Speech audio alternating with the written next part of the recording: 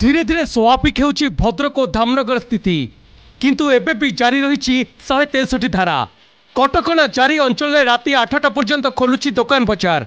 Police DG जोगेश बहादुर खुरानिया प्रथमे धामनगर और पर भद्रक पुराणा बजार अंचल बुली स्थिति परखिछंती। एडीजी संजय कुमार वास्तव स्थिति बुली देखिबा सह पूर्वांचल डीआईजी सत्यजित नायक और एसपी वरुण गुंटुपाली आईन श्रृंखला परिस्थिति और पुलिस पदक्षेप संपर्क में पचारि बुझिछंती। भद्रक पुराणा बजार अंचल संथिया नंगा मोहला बुली देखि स्थितिर समीक्षा करछंती।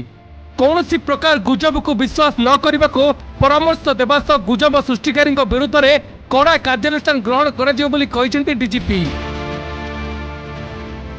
विगत 3 दिन में और किसी गोटे 27 तारीख पर गोटे किसी हिंसा है ना स्थिति एवं सामान्य आड़ को गति करुँची।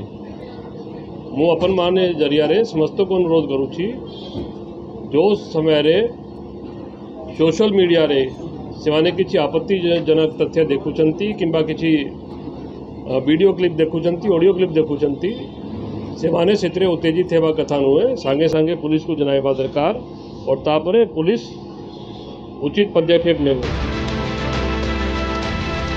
गत शुक्रवार ठारू उत्तेजना सृष्टि होइतिबा भद्रक पुराणा बजार सहित धामनगर एनएससी अंचल में एबे भी 163 धारा जारी रही।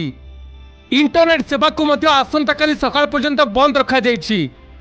पुराणा बजार और धामनगर अंचल में 18 प्लाटून पुलिस फोर्स सहित 2 कंपनी रैपिड एक्शन फोर्स मुतयन होइछंती।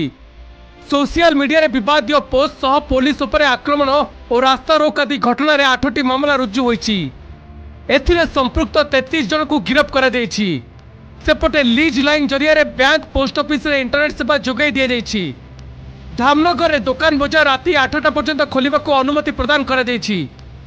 इंटरनेट सेवा स्वाभाविक करने को खूब शीघ्र निष्पत्ति नियाजियो बोली कहिसेंती भद्रक जिल्लापाल।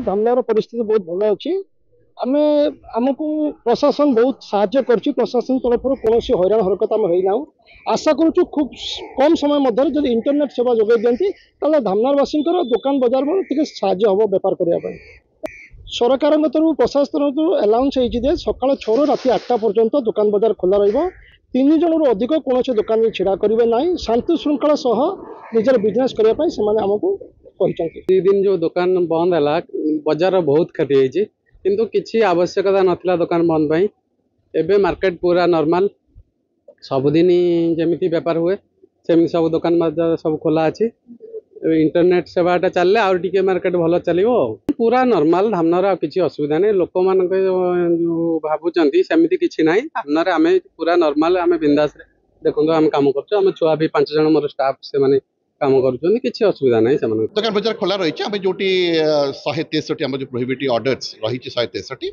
से रखाई अधिका लोक मैंने 5 जन रू अधिका लोक से एकत्रित हे ना बट स्वाभाविक परिस्थिति रही। इंटरनेट सेवा आज तार 48 96 घंटा रखाई बंद रखाई आज राति 2टार तार अवधि सरीज मु भावुँ दरकार न पड़ पारे तेणु आम परखुच स्थिति परखिक निष्पत्ति।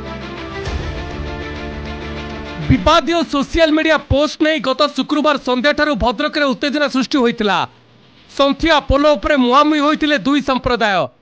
स्थिति नियंत्रण करने को जाइथिया बेले पुलिस उपर को टेका पथर माड़ सह गाड़ी भांगितिले उत्त्यक्त लोके। एबे किंतु स्वाभाविक हेबारे लागिछि स्थिति।